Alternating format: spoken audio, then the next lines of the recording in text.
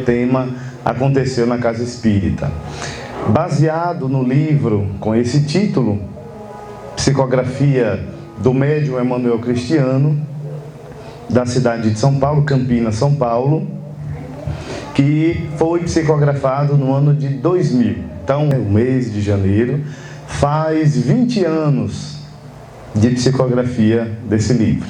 Para começarmos, de fato, a nossa reflexão, nós vamos ter o questionamento: veem os espíritos tudo o que fazemos? Será que eles nos acompanham? Será que os espíritos não têm o que fazer, não se ocupam? E os bons espíritos, eles têm a tarefa de estar conosco 24 horas? E os espíritos inferiores, eles ficam ao nosso lado constantemente ou eles têm os seus quefazeres? São perguntas que precisamos analisar e sair da teoria e partir um tanto para a prática do nosso cotidiano para analisar o fundamento. Podem ver, pois, que constantemente vos rodeiam, cada um, porém, só vê aquilo que dá atenção. Não se ocupam com o que lhes é indiferente. Aí a gente já vê o predomínio da lei de afinidade. Do ponto de vista humano, nós estamos neste momento, neste espaço, pela lei da afinidade. Porque nós viemos em busca de algo positivo, ouvir uma mensagem, ouvir Adriano cantar as músicas lindas, não é bonito, gente?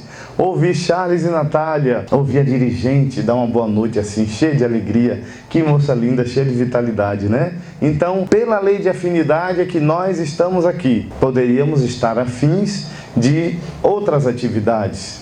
Então, graças a esta lei, que a tudo atrai conforme a ressonância, conforme aquilo que tenha sentido, aí existe sim a presença dos espíritos ao nosso lado, eles compartilham, eles convivem conosco. Aí nós tomamos a palavra de Hermínio Miranda, quando ele diz: os espíritos são gente como a gente, apenas perderam os corpos físicos e permanecem vibrando na espiritualidade. Podem os espíritos conhecer os nossos mais secretos pensamentos?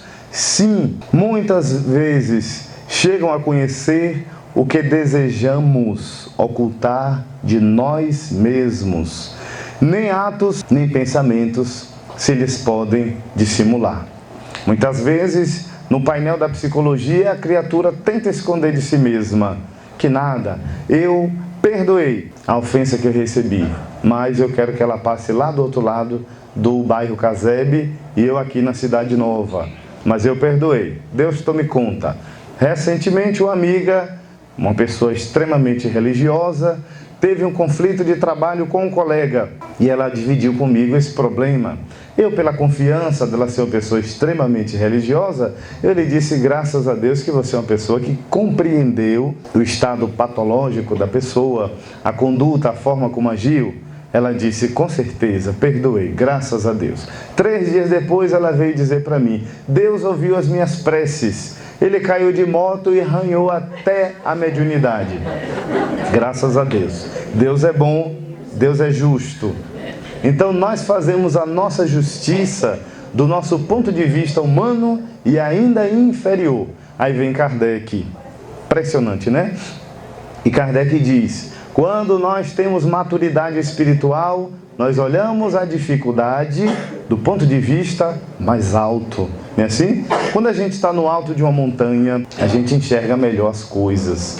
Quando nos elevamos diante da dificuldade que nós passamos, nós temos uma compreensão melhor. Os espíritos influenciam os nossos pensamentos e as nossas ações? Reforçando a pergunta, é evidente que sim. Nesse sentido, a sua influência é maior do que supomos. Muito frequentemente são eles que nos dirigem. Aí a gente vai reportar esse livro, Aconteceu na Casa Espírita, um enredo prático que ocorreu num centro espírita. Por uma questão de ética, os espíritos colocam muito pseudônimo e eles pegam a lição moral que é importantíssimo. Certa noite, numa reunião mediúnica, uma entidade benfeitora aproxima-se E naquele momento, na casa espírita, ela, banhada de luzes, abraçou Constantino, que é um dos trabalhadores desta casa, aconchegou-o junto ao peito e teceu as seguintes considerações: os adversários do bem certamente te procurarão, desejando aniquilar a luz que ilumina consciências, que é o trabalho do bem. Será preciso firmeza na vigilância e na oração. Muitas pessoas trarão os elogios, constituindo um dos mais graves obstáculos da mediunidade. Que bom tomar o passe com Dona Maria, é um passe curativo. Meu Deus, Dona Maria, o seu passe é o melhor passe que tem. Aí tem um outro companheiro da casa e diz assim: para isso, o que é que ela tem que eu não tenho? Não é assim? E aí, aquele sentido estimulador da vaidade, espíritos não faltam para estarem aí estimulando esses pensamentos de vaidade, uma vez que o trabalho pertence aos espíritos superiores.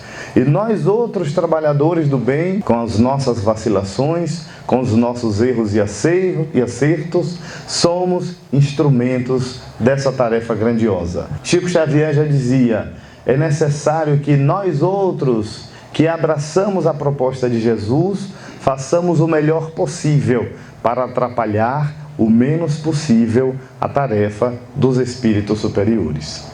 Muitas pessoas trarão elogios, sendo um grande obstáculo à mediunidade. Não te faltarão os acusadores, bem como os que desacreditarão das tuas faculdades. Serás tentado nas tuas tendências e dificuldades mais íntimas pelos adversários da causa cristã, inúmeras vezes, mas a providência divina te concedeu os livros da codificação, para que suportes e venças. Se permaneceres com este ideal, caminhando com humildade, não te faltarão proteção e amparo.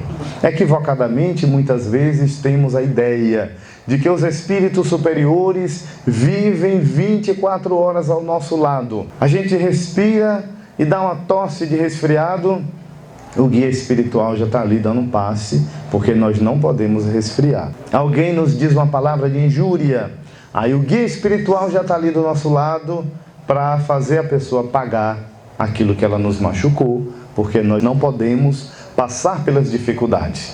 Se abrimos o painel da observação melhor, nem Jesus esteve isento das provações do mundo e das ignomínias humanas, da inferioridade da criatura humana, quanto mais nós, criaturas falíveis e passíveis de erros e de acertos.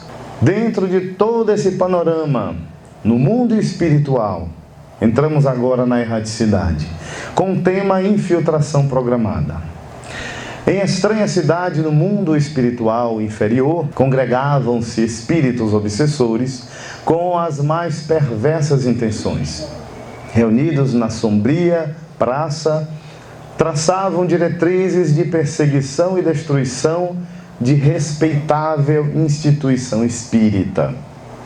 Ali, liderados por espíritos-chefe, digamos assim, eles planejavam derrubar uma casa espírita. E esta personalidade importante neste contexto, chamada Júlio César, era o chamado mandante das trevas. Ele reuniu uma turba de outros espíritos e disse: é preciso agir agora, ou o trabalho de anos, que palavra de peso, o trabalho de anos será perdido.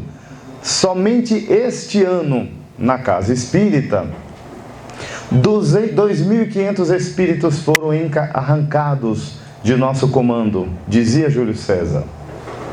3.000 encarnados sob severos processos obsessivos se reequilibraram. Mais de 4.000 entrevistas, centenas de palestras transmitindo os ensinos de Jesus. Aproximadamente 20.000 vibrações. Mais de 15.000 passes transmitidos, isso sem contar as obras sociais. Cerca de 200 enfermos impossibilitados receberam a visita fraterna e a fluidoterapia. Vejamos como os espíritos nas duas esferas, tanto superiores quanto inferiores, vivemos mergulhados na lei de energias e de sintonias. Os espíritos inferiores, diga-se de passagem, eles são muito inteligentes, na maioria dos casos. É equivalente a cada ponto, ou seja, equivalente a cada objeto de obsessão. É preciso perceber que muitas vezes a pessoa tem 30 anos na casa espírita. Graças a Deus eu estou salvo. Quanto mais a gente faz o bem, mais a gente precisa. Certa feita perguntaram a Francisco de Assis, que capinava um pequeno roçado: irmão Francisco, o que farias se nesse momento a irmã Morte te visitasse? Ele disse: continuaria capinando. Daí a pouco, o mesmo frei: ei, irmão Francisco, venha ver, rápido, venha ver o boi voando, olhe para o céu. Ele largou a enxada e foi disparado ver o boi voar. E o frei, caindo em altas gargalhadas, disse: coitado do irmão Francisco, mas é um boboca, não é assim? Ele disse: eu prefiro ver o boi voar do que um religioso mentir. Então, fica a lição, que quanto mais nós trabalhamos, nós fazemos o bem, nós não teremos a interrupção, como se a morte viesse transformando-nos em grandes tochas de luz. Voltamos a Hermínio Miranda: os espíritos são gente como a gente. Desencarnados, continuamos na erraticidade, prosseguindo com nossas paixões, com nossas virtudes, com nossos anseios. Porém, o Espiritismo é uma doutrina de luz que nos abre as grandes comportas do amor e nos mostra que vale a pena fazer o bem, nos dois planos da vida.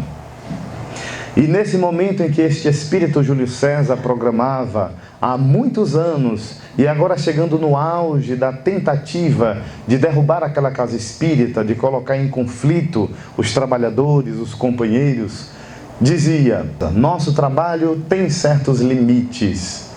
As leis universais nos regulam e a casa espírita da qual desejamos invadir dispõe de poderosa proteção espiritual.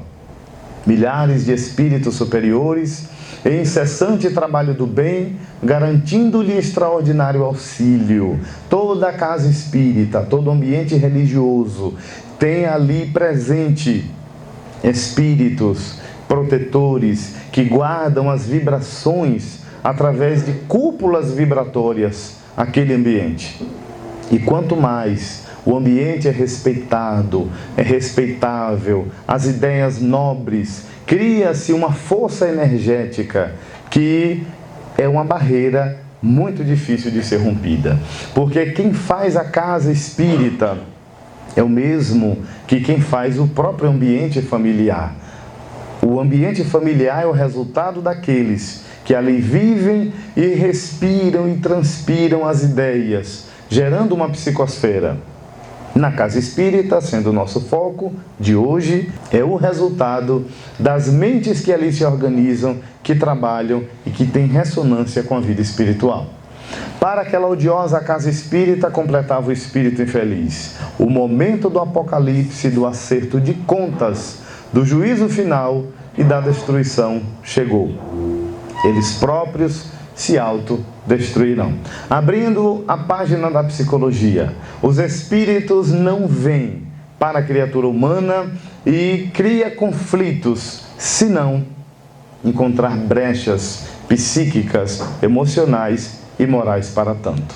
Na manhã seguinte, quando o centro na sua parte física permanecia fechado, os benfeitores espirituais aproveitavam a madrugada para efetuar alertadora conferência sobre o desejo de dominação das entidades inferiores. Daí o valor da prece. Quando os trabalhadores do bem oram, buscam a melhoria da conduta, buscam pautar a própria vida nas linhas do homem de bem, não é do perfeito. O que dizia Kardec? Reconhece-se o verdadeiro espírita pela transformação moral e pelo esforço que ele faz constantemente para ser melhor. É transformar o nosso hoje melhor do que ontem e o nosso amanhã trabalhar para que seja melhor do que hoje.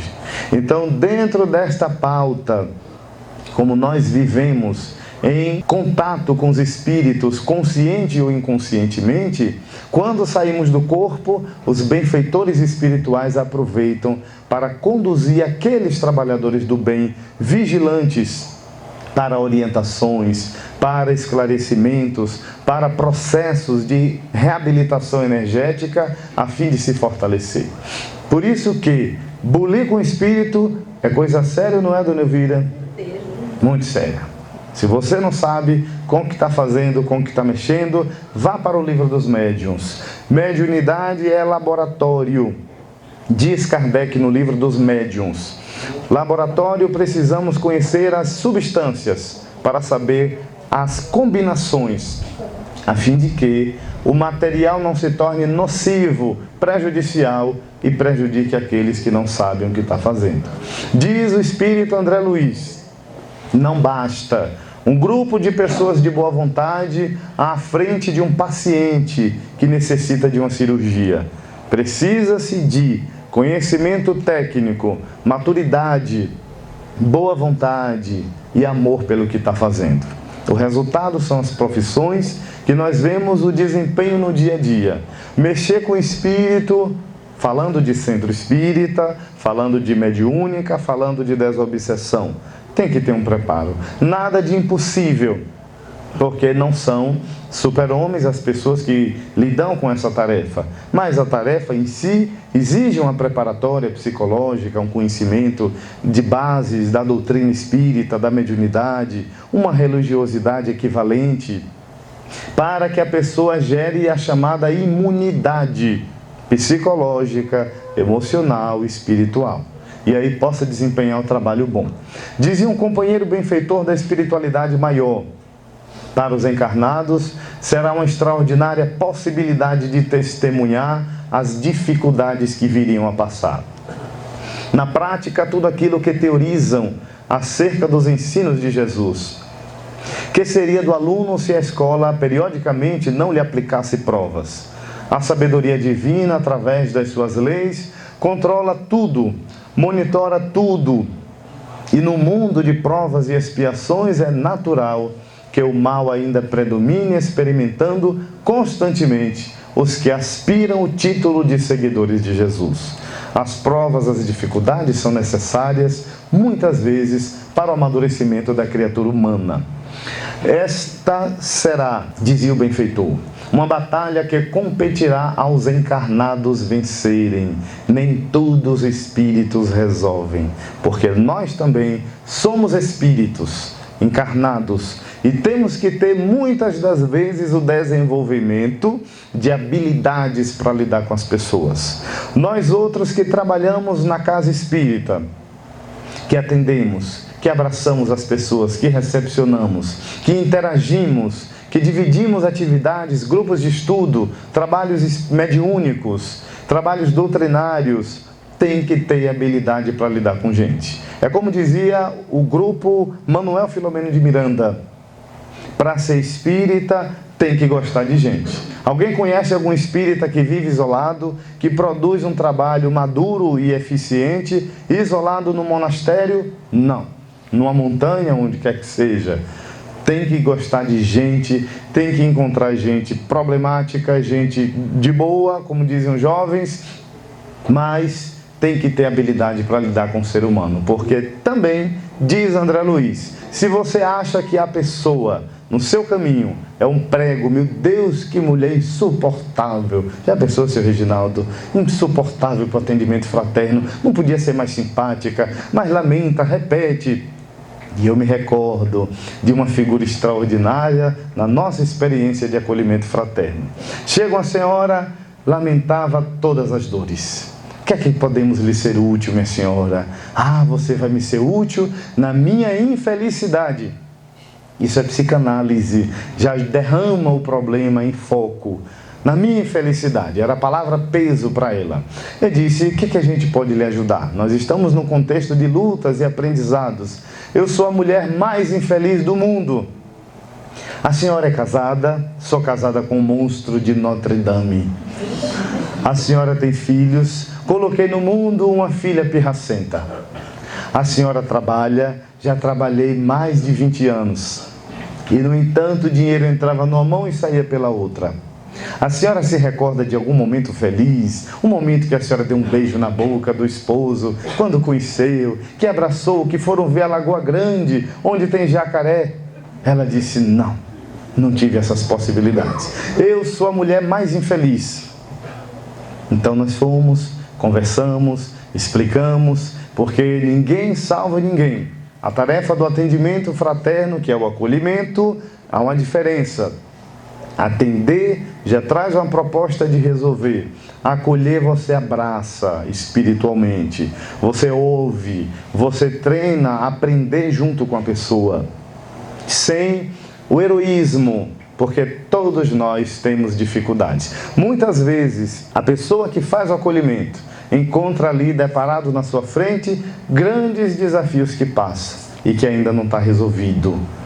E é preciso ter essa maturidade. Então, como falávamos, esta será uma batalha dos encarnados, e os encarnados têm que resolver. E para fazer um bom trabalho tem que gostar de gente, tem que tratar bem as pessoas. Como dizia Chico Xavier, os nossos problemas são nossos, os outros não tem tanto a ver, porque a responsabilidade é nossa. Quando apertar na tarefa do bem, vai lavar o rosto com água fria, para confundir ali com as lágrimas, e volta para o serviço do bem. Porque nós estamos, meus amigos, num contexto transformador, com tamanha profundidade, que cada minuto da nossa existência é ouro.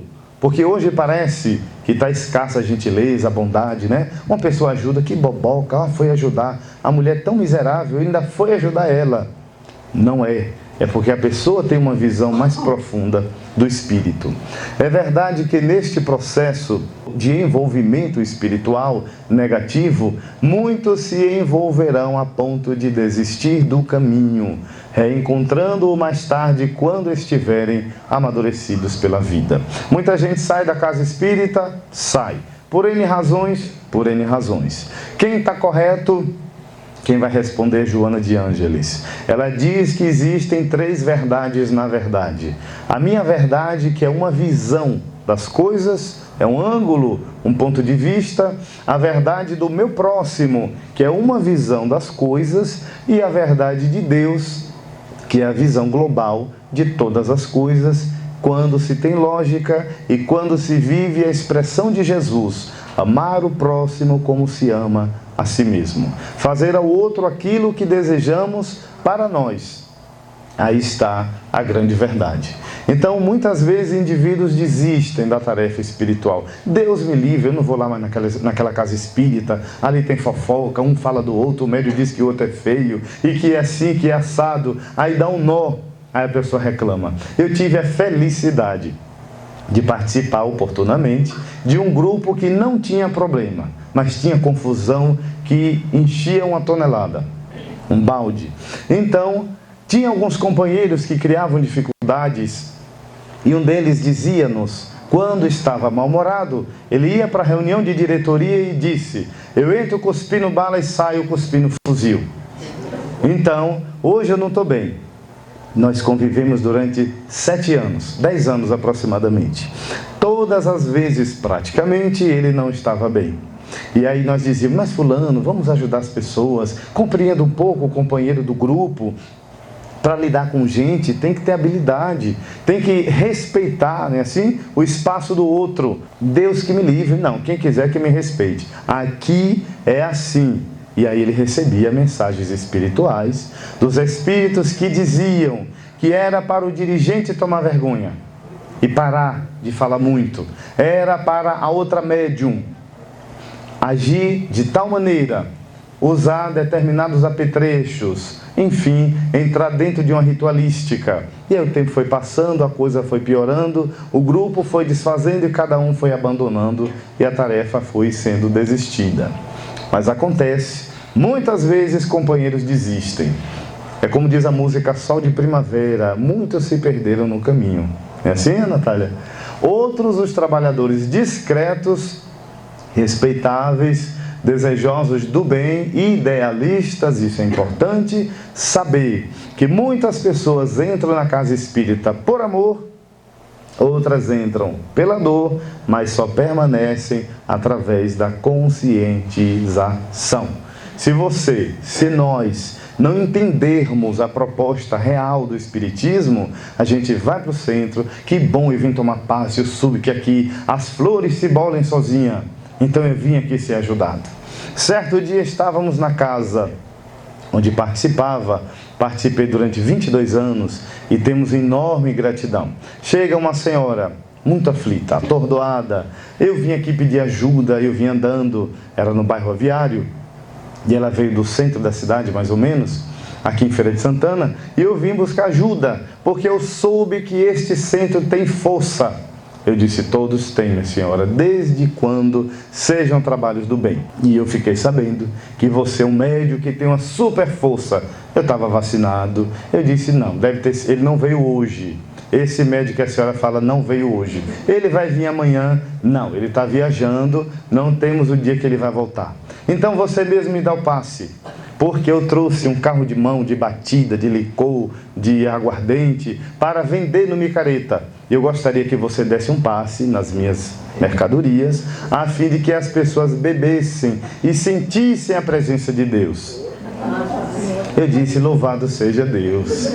Vamos aprender a doutrina espírita. Aí eu percebi que tinha muito de ingenuidade da parte daquela senhora, que merecia mais o nosso carinho e respeito do que nós termos outra atitude. Então conversamos, explicamos como era o Espiritismo, passei quase 30 minutos fazendo uma palestra, que Deus era grande, louvado sejam as estrelas.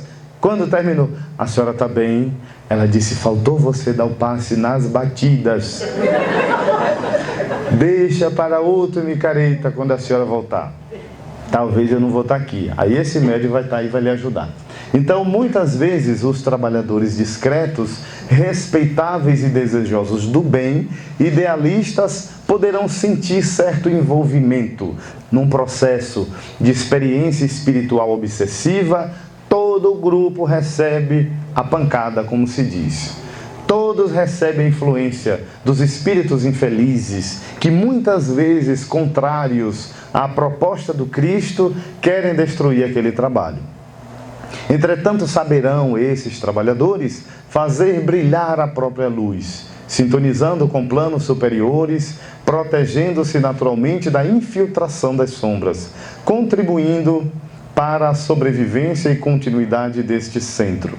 Talvez estes tenham o coração ferido, a alma magoada, mas saberão compreender os companheiros desequilibrados, perdoando-os por ainda não conseguirem dar testemunho cristão.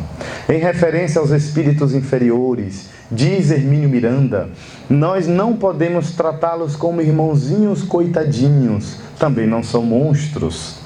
Eu já tive a oportunidade de participar de reunião que o espírito vinha esbravejando, eu vou morder essa coluna da casa, eu vou arrancar a orelha do dirigente, eu vou decepar as pernas dos médiuns. E aí o doutrinador, meu irmãozinho queridinho do meu coraçãozinho, não faça isso, cale a boca você, mentiroso. E às vezes realmente era, cachaceiro, Deus é que sabe, ninguém comenta. E assim por diante. Ele dizia, mas meu irmão, e você via no doutrinador a vontade de desencarnar o médium e o espírito que estava ali incorporado. Mas ele estava naquela palavra suave.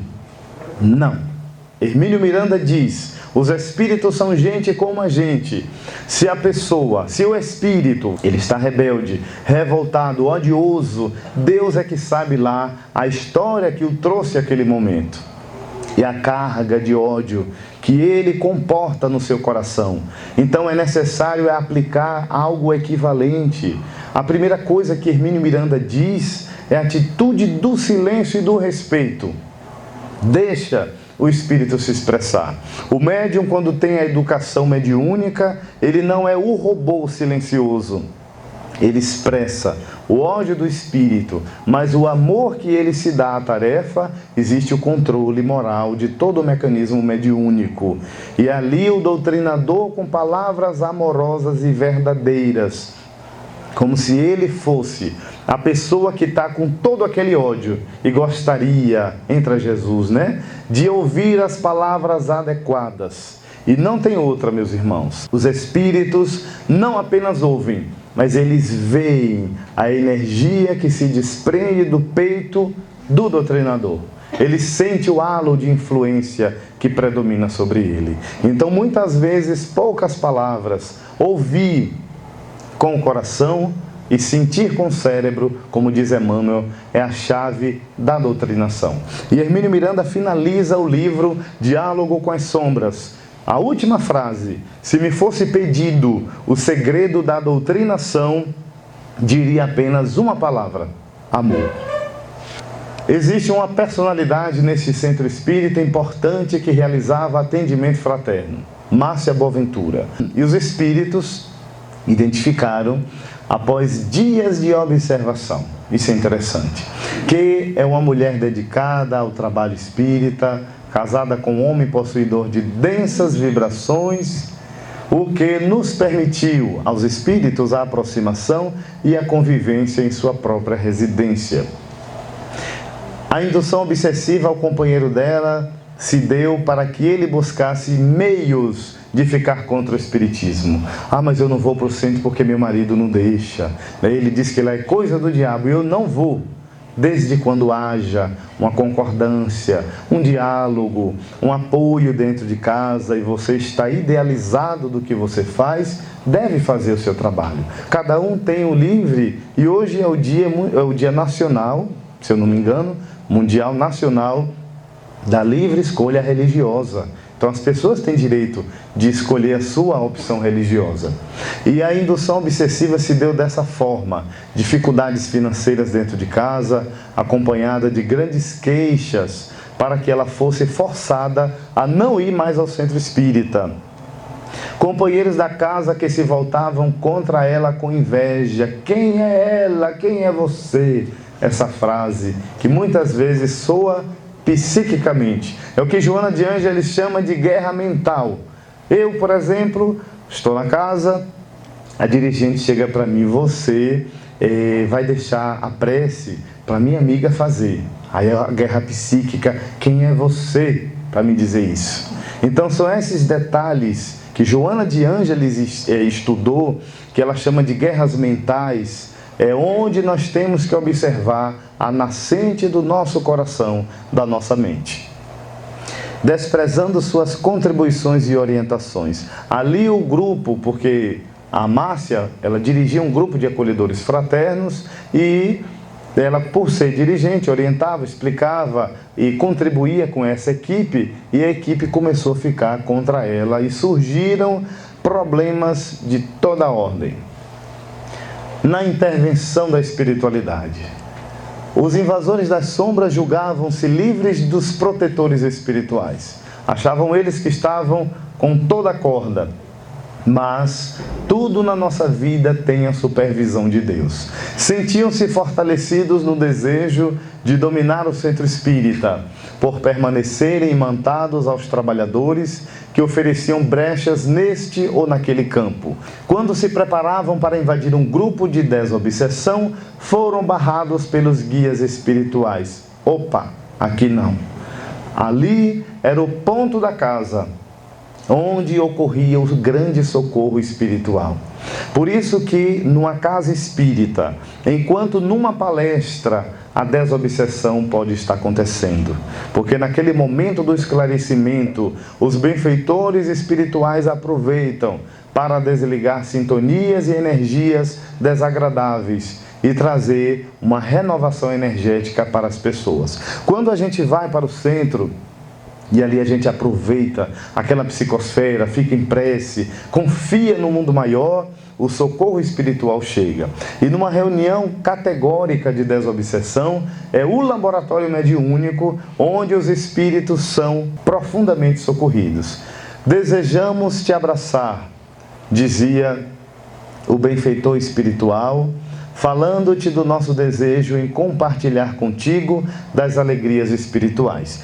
Era o benfeitor se dirigindo a um dos capatazes que queriam destruir o grupo espiritual de desobsessão. O benfeitor se aproxima, ele tenta gritar: vejo em teus olhos sofrimento, em tua face amargura, na tua alma pede socorro. Estás cansado de lutas inúteis e de sofrimentos intensos. E ali se realizava a desobsessão. A força do amor, do trabalho do bem, contaminou aqueles espíritos que naquele momento chegaram para bagunçar o trabalho. E durante um bom período aconteceram vários casos estranhos naquela casa espírita. Márcia diminuiu as idas ao centro devido às suas dificuldades pessoais, financeiras, de relacionamento a dois.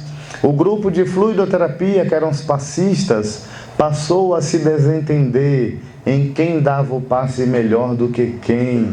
Ave Maria, o passe de seu Luiz eu só tomo com ele. Deus me livre, ó, telefone, vá lá, procure seu Luiz. Quem é seu Luiz, né? E vá tomar o passe com ele. Aí seu Luiz, como não é um cara orgulhoso, né, seu Luiz, graças a Deus, tem humildade dos pés à cabeça. Calma, faz a filinha aqui, vocês só vão tomar passe comigo. E aí, será que o trabalho desenrola com seriedade? Não, porque na casa espírita não tem ninguém melhor do que ninguém. É o encontro resgatando o cristianismo primitivo. Todos somos irmãos e existem trabalhos específicos. Nesse contexto, o grupo se desentendia. Surge então uma personalidade chamada Maria Souza, que nesse grupo de fluidoterapia, ela foi a médium curadora. Os obsessores colocaram na cabeça dela: você é médium de cura, toque, segundo Midas, a personalidade figurativa, toque que as coisas se transformarão em ouro, toque nas pessoas e elas ficarão curadas.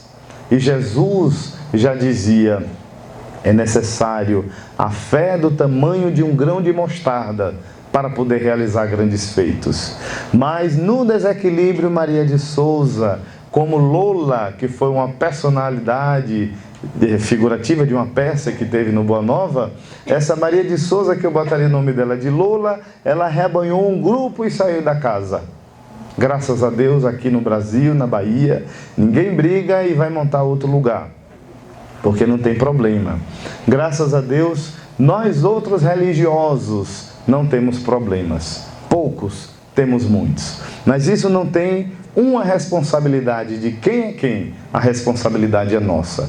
Havia um homem hindu que, quando ele foi passando numa grama, o jovem ia pisando numa flor e pisou, ele sentiu uma dor no peito. Ele fazia profundas meditações. E quando o jovem reportou-se a ele: por que a sua dor?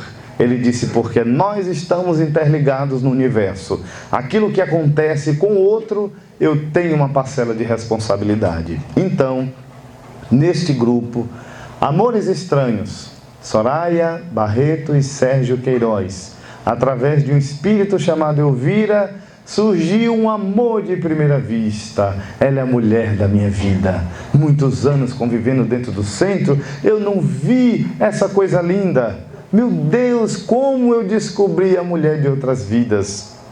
E eu tive a felicidade de viver uma experiência parecida com Elvira. Estava fazendo o acolhimento fraterno num determinado momento. E aí, de repente, entra uma personalidade feminina. Ela estava na fila, depois era o esposo dela que ia ser atendido. Então ela disse para mim: eu vim para que você, através de sua mediunidade, diga se fulano de tal é o meu amor do passado. Eu disse para ela: eu não me casei, minha filha. Eu gostaria também de um amor. Como que eu vou descobrir o amor dos outros? Ela disse: mas ele é, porque nós já nos encontramos em loucuras. Não conte, deixe a loucura com Jesus. Mas é ou não é a alma do passado? Naquele exato momento, aparece-nos um espírito com as características de toda a sensualidade vulgar. Exalava, entre aspas, um odor de um perfume forte, adocicado e atraente, como se arrastasse para as energias de sensualidade, e o espírito prostrou-se, entre aspas, na porta de uma forma sensual e disse: eu que sou a guia espiritual dela. E ele, que é o grande amor do passado, irá, como já está realizando, um amor a três. Então ela, muito iludida por mim, dizia o espírito, está realizando esta relação extraconjugal. E assim ela vai fazer até que ela afunde na perturbação maior. Então eu disse para ela, nesse momento, qual é a certeza que a senhora tem que fulano de tal, que é o extraconjugal, é o amor da sua vida? Ela disse: eu sinto na minha alma a loucura das sensações. Vamos fazer uma prece? Ela disse: vamos. Naquele momento, o próprio Espírito, através da sua mediunidade, veio, ela ouviu também e ela percebeu que se tratava de um amor, entre aspas, obsessivo. Do nada surgiu o grande amor da vida. Em seguida entrou o esposo. A minha esposa foi atendida. Eu gostaria de saber porque ela está tão diferente e ela está esquisita comigo nas relações. O que você me diz? Eu sou o amor dela do passado. O esposo me disse. Eu disse: só Deus para responder. Vamos orar, porque é preciso reconstituir a relação quando existem falhas. E na casa espírita havia essa relação extraconjugal que do nada surgiu o amor à primeira vista. Então nós fazemos um parêntese. Atenção nas relações. Nós estamos coletivamente convivendo. Muitas vezes os espíritos criam situações embaraçosas. Já tivemos a infelicidade e ao mesmo tempo um aprendizado em reuniões mediúnicas de perceber incestos sexuais, quando isso se trata de profundo quadro obsessivo. E a direção da casa precisa ter maturidade para conversar, para chamar atenção e para refazer. Fofoca no centro espírita. Será que existia? Existia, e muita. Fofoca nos corredores, o centro não está mais a mesma coisa, as coisas estão erradas, não é possível. Certo dia, nós tivemos uma experiência espiritual, porque aquilo que os espíritos nos transmitem não é o fato de serem espíritos que dizemos amém. Estávamos numa luta preparatória de alguma atividade de confraternização e não tínhamos muito tempo. Então aparece-nos em sonho um espírito e ele disse para mim: olha, eu sou um benfeitor espiritual e eu venho lhe orientar. Eu disse: o santo quando vê muita esmola desconfia. Achei muito fácil.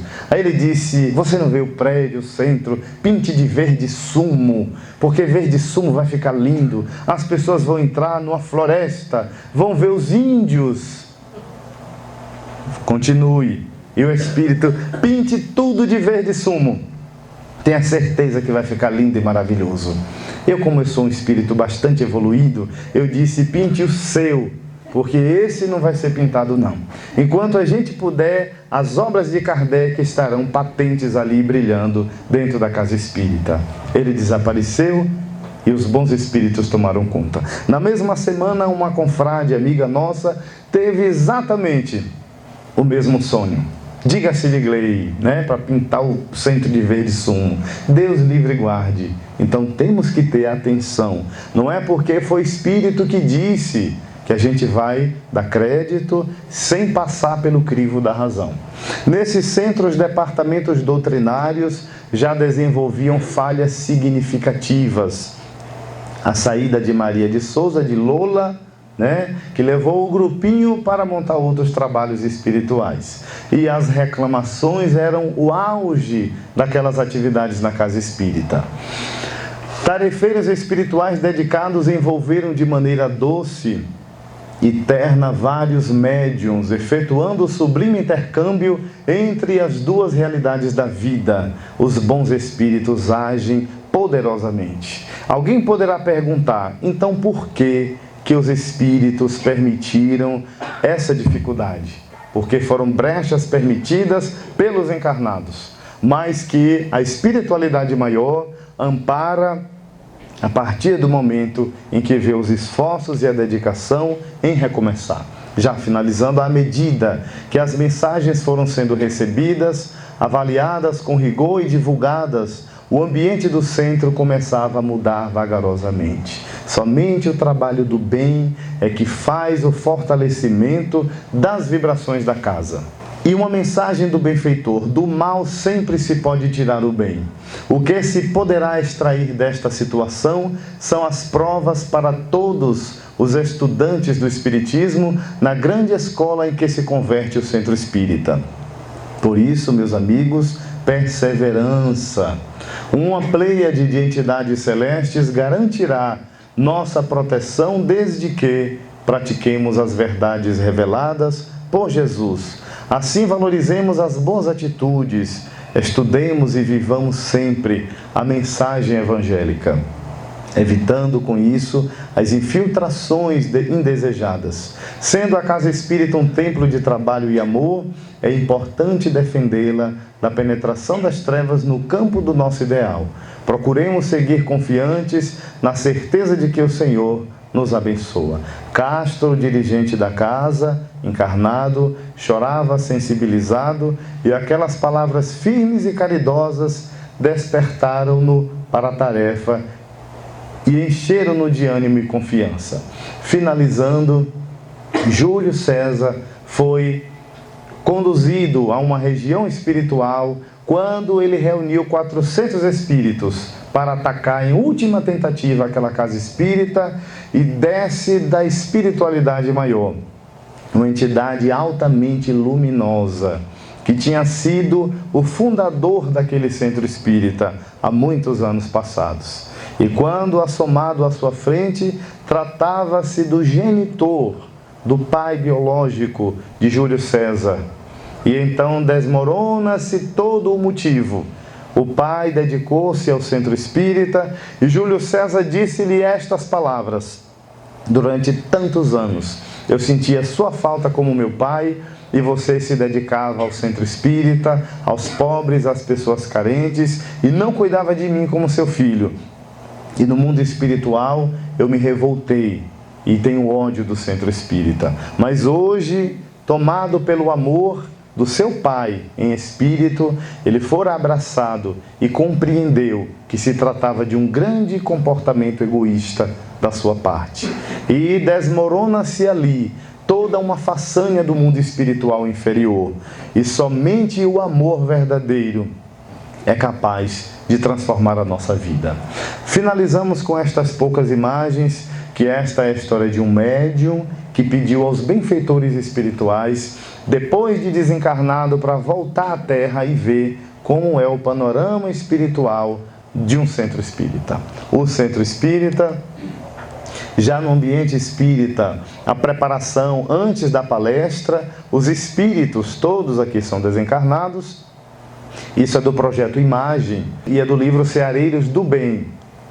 Eles instalam verdadeiros telões, como esse nosso aqui, para que durante a proferição das palavras sejam materializadas em imagens tudo aquilo que está sendo dito para a compreensão melhor dos espíritos. Este é o livro de prece captado pelos espíritos superiores, onde os nomes são levados para locais espirituais para distribuir visitas e auxílio para aqueles nomes que estão no caderno de prece.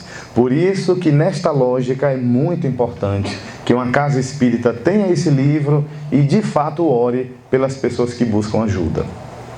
Aqui é o registro dos nomes que estão numa visão maior, e a visão do centro espírita é um verdadeiro portal de luz, onde atraem vários espíritos encarnados e desencarnados para serem ajudados. Esse é o momento em que o palestrante encarnado fala, auxiliado pelos benfeitores espirituais, e a luminosidade no ambiente e a assistência que acontece. Esse é um fenômeno de sono magnético por este encarnado, produzido pelo espírito que não está no centro, está lá fora, mas induz por fragilidade mental de um invigilante. E este outro dorme também, mas pelo cansaço natural. Trabalhou muito, quem sabe, perdeu a noite, está ali cansado. mas este daqui é por um processo obsessivo. Então os espíritos atentam, cuidado com este sono, com dormir na reunião. Nem todo sono é obsessivo, nem todo sono também pode ser fisiológico. A gente precisa ter essa diferença. No mais, percebermos que a casa espírita é uma fonte de luz. E queremos encerrar lembrando que na Semana Espírita em Feira de Santana, nós assistíamos à palestra do Divaldo Franco. E naquele momento em prece, afigurou-se na imagem de Divaldo Franco uma entidade veneranda que se direcionou para nós outros e disse: a tarefa de Jesus é espinhosa, é preciso confiança, é preciso vigilância, porque muitas vezes, no último passo, encontra-se a cilada. É preciso perceber que o mundo maior, sendo a representação da misericórdia divina, nós estamos mergulhados neste amor universal. E aqui neste exato momento, na casa espírita, onde os espíritos de escol estão entre nós, eles ouvem o nosso apelo. E finalizamos quando no Dia das Mães, maio do ano passado, nós estávamos na confraternização, assoma-se o vulto de uma entidade benfeitora e ela nos disse palavras muito carinhosas. Eu, dizia o Espírito, fui atraída pela grandeza do amor de tantos corações reunidos. Então, como dizia Jesus, onde estiver 2 ou mais pessoas reunidas em meu nome, eu estarei presente. Muita paz.